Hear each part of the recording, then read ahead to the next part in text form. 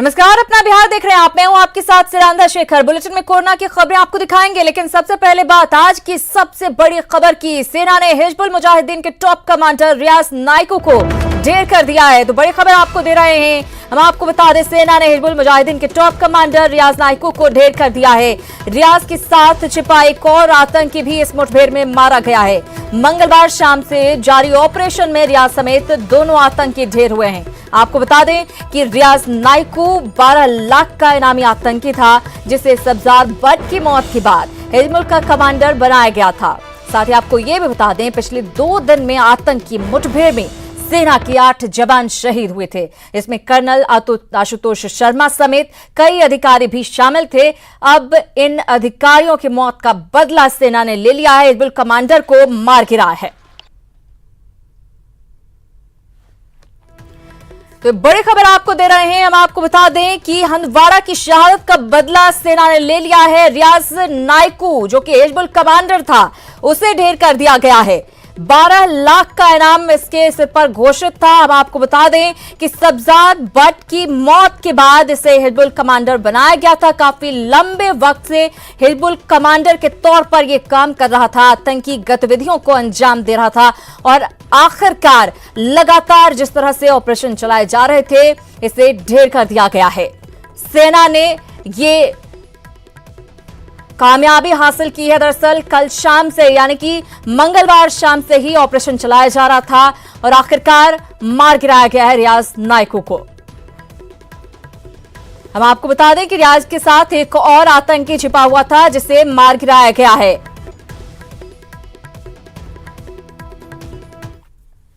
Hizbul commander रियाज नाइकू के मारे जाने की खबर आई है। इससे हमारे सामने 3 बातें बिल्कुल साफ हो जाती हैं। अगर हम देखें पाकिस्तान को, तो चाहे हमारी कोरोना से लड़ाई चल रही है, पाकिस्तान की भी कोरोना से लड़ाई चल रही है, लेकिन उसके जो इरादे हैं बिल्कुल साफ हैं कि पाकिस्तान आने वाले समय में कश्मीर मुद्दे को इंटरनेशनल स्केल पे अपने हाथ से जाने नहीं देना चाह रहा है। को बड़ी कामयाबी मिली है। कश्मीर के अवंतीपुरा में हिजबुल मुजाहिदीन के कमांडर और खूंखार आतंकवादी रियाज नाइकू को मौत के घाट उतार दिया गया है। भारतीय सेना ने अपने वीर शहीदों को श्रद्धांजलि दी है और रियाज नाइकू को मौत के घाट उतारा है। रियाज नाइकू हिजबुल मुजाहिदीन का कश्मीर का कमांडर था, जो पाकिस्तान में बैठे आतंकवादी सरगनाहों के इशारों पर जम्मू कश्मीर में आतंकी हमले, फिदाइन हमले करवाता था और अक्सर कश्मीर घाटी को लहूलुहान करने की साजिश करता था। पिछले 2-3 सालों से सेना इसके पीछे पड़ी थी, लेकिन ये छुपकर कहीं एक शहर से दूसरे शहर में भागता था।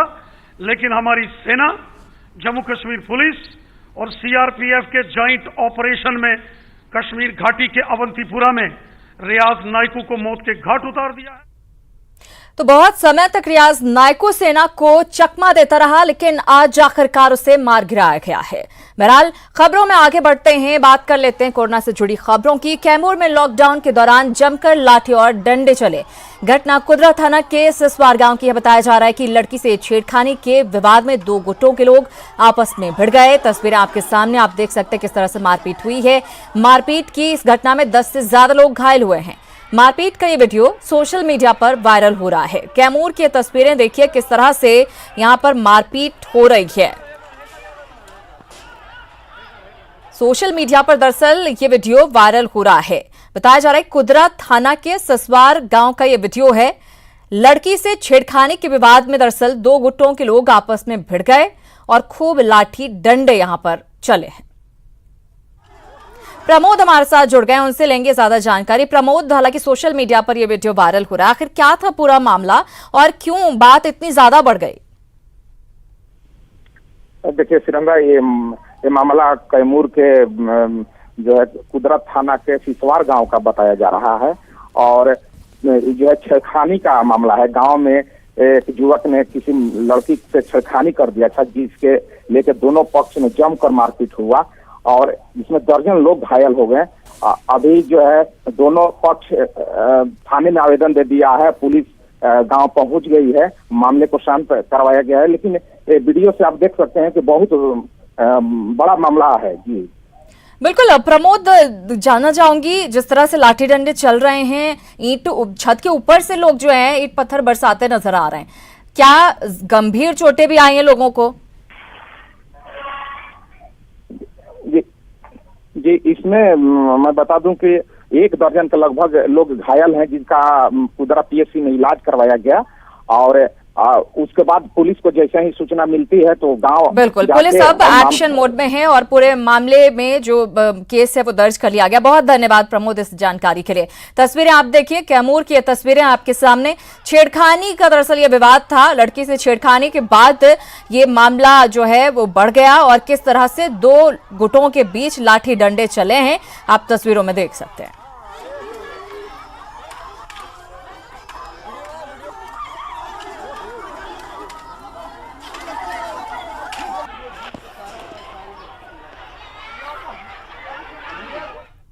और बात बड़ी खबर की करेंगे। गया से बड़ी खबर मिल रही है, यहां हादसे में 2 लोगों की मौत हो गई है। हाइबा की चपेट में आने से 2 लोगों की मौत हुई है। पत्थर खदान में हाइबा के ढलने से यह हादसा हुआ है। दोनों पत्थर खदान में काम करते थे। मुफस्सिल थाने के मिर्जापुर गेरे की यह घटना बताई जा रही है। बड़ी खबर आपको दे रहे हैं गया से, जहां पर 2 लोगों की मौत हाइबा की चपेट में आने से हो गई है। दरअसल पत्थर खदान में हाइबा के ढलने की वजह से यह हादसा हुआ। ये दोनों लोग पत्थर खदान में काम करते थे। मुफस्सिल थाने के मिर्जापुर गेरे की ये घटना बताई जा रही है।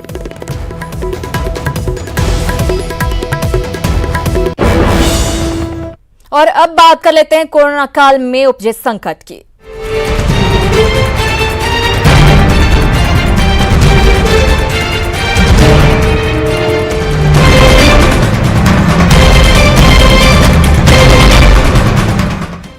तो कोरोना से जुड़ी बड़ी खबर इस वक्त की आ रही है। बिहार में 3 और कोरोना मरीज मिले हैं। मधुबनी, शिवहर और पटना में नए मरीज सामने आए हैं कोरोना के। अब आज 4 मरीज हो गए हैं कुल। आज जो मामले सामने आए हैं, सुबह पूर्णिया में 1 केस सामने आया था। बिहार में अब कुल मरीजों की संख्या बढ़कर 539 हो गई है। बड़ी खबर आपको बिहार से दे रहे हैं, अपडेट कोरोना अपडेट आपको दे रहे हैं। मधुबनी, शिवहर और पटना में 3 नए केस सामने आए हैं। तीनों जगहों से एक कोरोना पॉजिटिव शख्स सामने आए हैं। अब कुल मिलाकर आज जो मामले आए हैं कोरोना के 4 मामले हो गए हैं, क्योंकि सुबह एक मरीज कोरोना का पूर्णिया से सामने आया था। और बिहार में कुल जो संख्या हो गई है मरीजों की वो 539 हो गई है।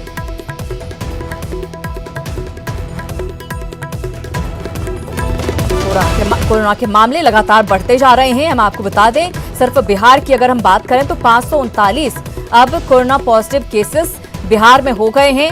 आज 4 केस अभी तक सामने आए हैं।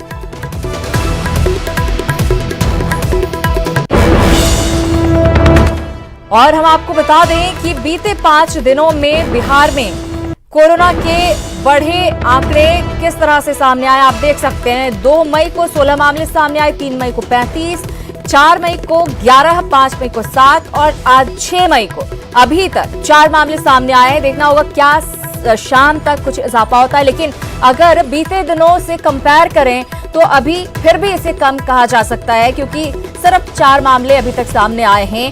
कल 7 मामले सामने आए थे, वो भी अगर कंपैरेटिवली देखा जाए तो पहले जिस तरह से तेजी से मामले सामने आ रहे थे उसकी तुलना में कम थे।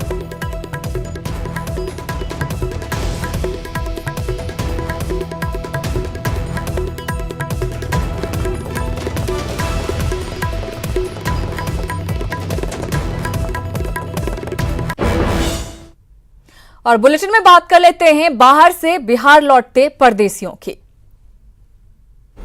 संकट काल में छुक छुक करती गाड़ी, उम्मीदों की पटरियां, जिंदगी की डोर, बाहर से पहुंच रहे अपनों के पास,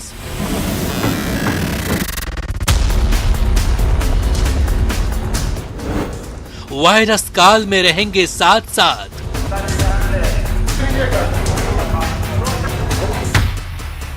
मुश्किल है वक्त, हौसले हैं बुलंद।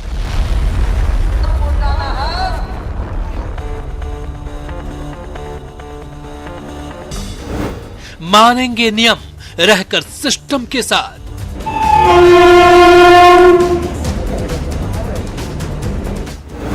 क्योंकि लॉकडाउन में लौटते घर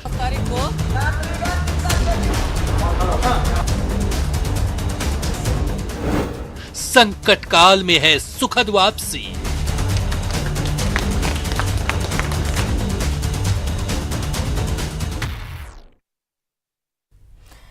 तो बिहार के बाहर से परदेसी मजदूरों के आने का सिलसिला लगातार जारी है। आज पूरे बिहार में 13 ट्रेनें आ रही हैं, जिसमें से बिहार के बाहर फंसे लोग लौट रहे हैं। हम आपको तस्वीरें भी दिखाते हैं किस तरह से वापसी हो रही है, किस तरह से उनका ध्यान रखा जा रहा है। आपके सामने 5 तस्वीरें अलग अलग राज्यों से बिहार ट्रेनें पहुंची। पहली तस्वीर सीतामढ़ी की है, जहां अहमदाबाद से श्रमिकों को लेकर ट्रेन पहुंची थी। मजदूरों के बिहार पहुंचने से उनके चेहरे पर खुशी साफ साफ नजर आ रही थी। दूसरी तस्वीर दानापुर की आपके सामने, जहां बेंगलुरु से लोगों को लेकर ट्रेन पहुंची। तीसरी तस्वीर कटिहार की, जहां कोटा से लोगों को लेकर ट्रेन पहुंची। चौथी तस्वीर बरौनी की है, जहां सूरत से ट्रेन पहुंची। और 5वीं और अंतिम तस्वीर खगड़िया की है, जहां तेलंगाना से आई ट्रेन से बाहर निकलकर प्रवासी श्रमिक अपने गृह जिले की ओर जाने के लिए तैयार। देखिए, ये 5 तस्वीरें आपके सामने आप देख सकते हैं। अलग अलग जगहों से ट्रेनें पहुंची हैं और लोगों के चेहरे पर घर वापसी के बाद जो खुशी है वो साफ साफ नजर आ रही है।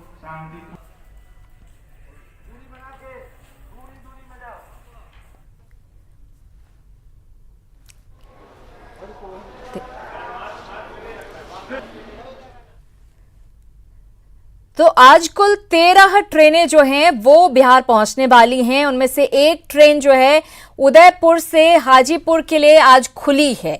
हमारे सहयोगी कपिल हमारे साथ उदयपुर से जुड़ गए हैं, उनसे लेंगे ज्यादा जानकारी। कपिल, आपसे जानना चाहूंगी कितनी संख्या में ट्रेन लोगों को लेकर आ रही है और किस तरीके से उनको ट्रेन में बिठाया जा रहा है, किस तरह से उनके लिए व्यवस्था है और कितनी खुशी लोगों के चेहरे पर नजर आ रही है।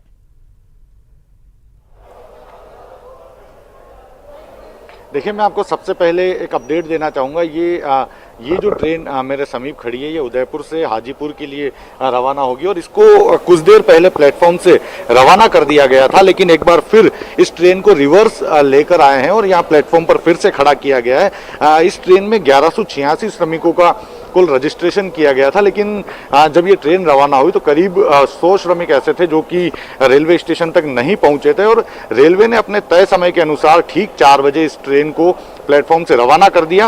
हालांकि बाद में जैसे ही सूचना मिली कि श्रमिक और भी यहां पर पहुंचेंगे तो इसे फिर से प्लेटफॉर्म पर यहां पर लाया गया है। ये ट्रेन उदयपुर से हाजीपुर के लिए जा रही है और क्योंकि उदयपुर में जिला प्रशासन को जिस तरह से रजिस्ट्रेशन करवाए गए हैं उसमें सबसे ज्यादा रजिस्ट्रेशन बिहार और उत्तर प्रदेश के हैं, जिसमें 5-5 हजार श्रमिकों के रजिस्ट्रेशन कराए गए और उनके लिए ट्रेनों की व्यवस्था की जा रही है। कल भी मुजफ्फरपुर के लिए एक ट्रेन निकली थी जिसमें 1186 श्रमिक गए थे और आज भी 1186 श्रमिकों का रजिस्ट्रेशन हाजीपुर रेलवे स्टेशन के लिए था। और आप देखिए कि सभी श्रमिक समय पर आकर बैठ चुके हैं। हालांकि जो श्रमिक नहीं पहुंचे थे पहले उनके इंतजार नहीं करने का निर्णय लिया गया था, लेकिन अब ये तय किया गया कि श्रमिक अब कुछ देर में स्टेशन पर आएंगे।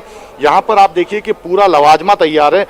रेलवे की पूरी टीम है, रेलवे पुलिस के जवान हैं, इसके साथ ही स्थानीय पुलिस के जवान हैं और स्टेशन के बाहर मेडिकल टीम तैनात है जो कि ये सुनिश्चित कर रही है कि इस ट्रेन के अंदर बैठने वाले सभी श्रमिक जो हैं उनकी मेडिकल स्क्रीनिंग पूरी की जा चुकी है और उन्हें किसी तरह के कोरोना से जुड़े हुए सिम्टम्स नहीं है। एसिम्टोमेटिक लोगों को ही इस ट्रेन में प्रवेश दिया जा रहा है और आप देखिए ये उत्सुकता है लोगों की, ये जो चेहरे हैं, जो ये आंखें हैं, ये बयां कर रही हैं कि इन्हें इनके परिवार के लोगों से मिलने को लेकर काफ़ी उत्सुकता है। और लॉकडाउन के बाद से इनके पास में काम नहीं था। ये उदयपुर आए थे अपने परिवार का पालन पोषण करने के लिए, आर्थिक रूप से मजबूत होने के लिए, लेकिन लॉकडाउन के दौरान इनकी आर्थिक स्थिति गड़बड़ा चुकी थी और ऐसे में काम नहीं होने के चलते 2 महीने से ज़्यादा का समय हो चुका था। ये उदयपुर में बेरोजगार के रूप में यहाँ पर थे और ये सरकारों से मांग कर रहे थे कि इन्हें अब इनके परिवार वालों के पास भेजा जाए। ऐसे में केंद्र और राज्य सरकारों ने जब निर्णय लिया कि स्पेशल ट्रेन के द्वारा भेजा जाएगा तो उदयपुर प्रशासन ने भी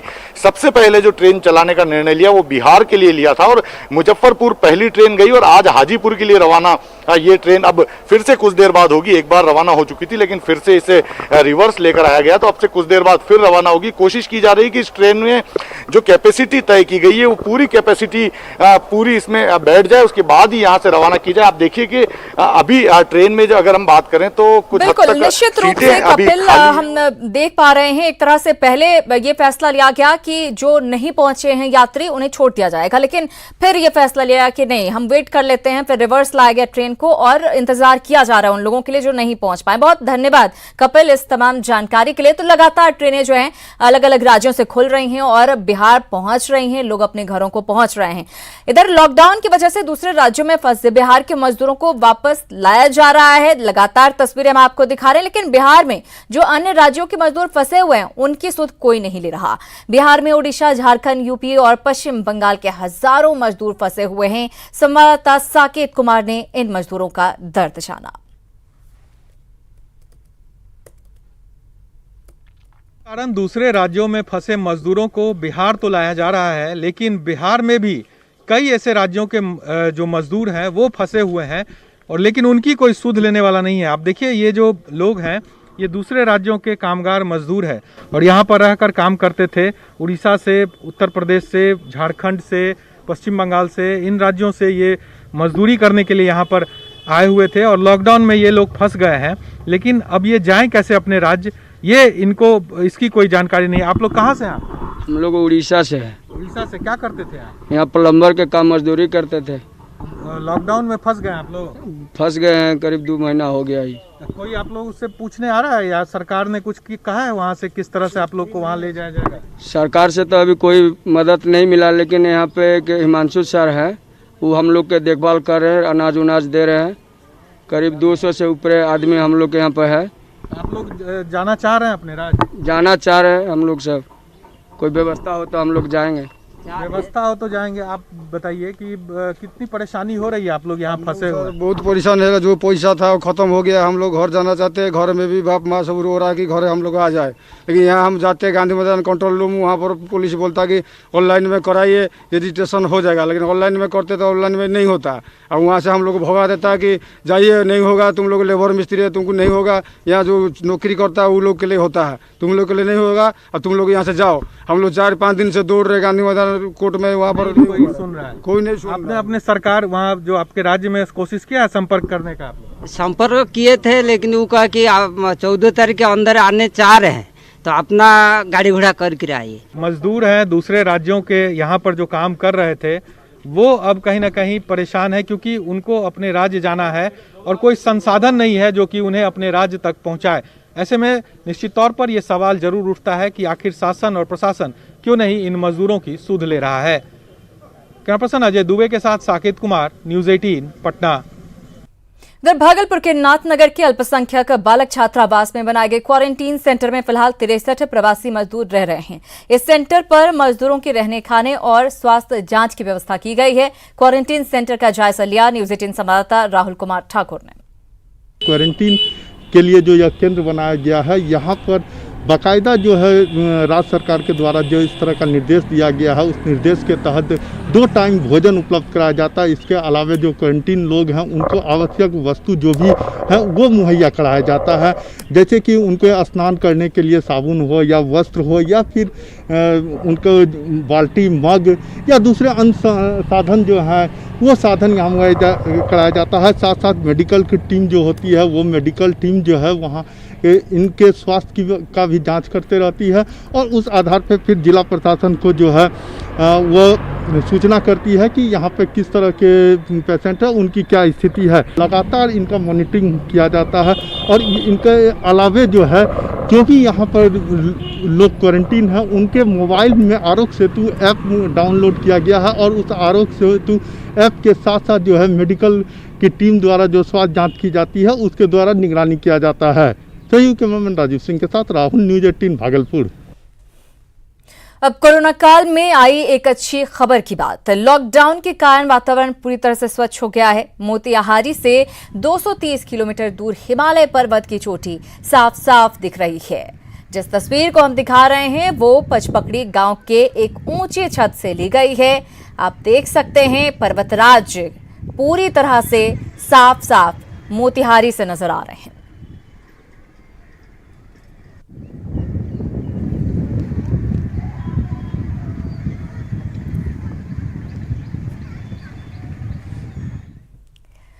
और कैमूर पहाड़ी के नक्सल प्रभावित दुग्धा गांव में 2 शक्तिशाली केन बम बरामद किया गया। इन 2 केन बमों में से एक 15 किलो का है तो दूसरा 16 किलो का। सीआरपीएफ और जिला पुलिस के संयुक्त सर्च अभियान में बमों को बरामद किया गया है और बम निरोधक दस्ते को बुलवाकर बमों को डिफ्यूज किया जाएगा। कैमूर पुलिस इस बात की जांच में जुटी है कि इस बम को रखने के पीछे कहीं नक्सलियों का तो हाथ नहीं है। उसके खो में छुपा कर रखा गया जो 2 केन बम सीआरपीएफ और जिला पुलिस के सर्च ऑपरेशन के दौरान बरामद किया गया और इसका सत्यापन किया जा रहा है किसके द्वारा ये केन बम छुपा कर रखा गया था। और इसी के साथ इस बुलेटिन में फिलहाल इतना ही, लेकिन न्यूज़ 18 बिहार झारखंड पर खबरों का सिलसिला लगातार जारी है।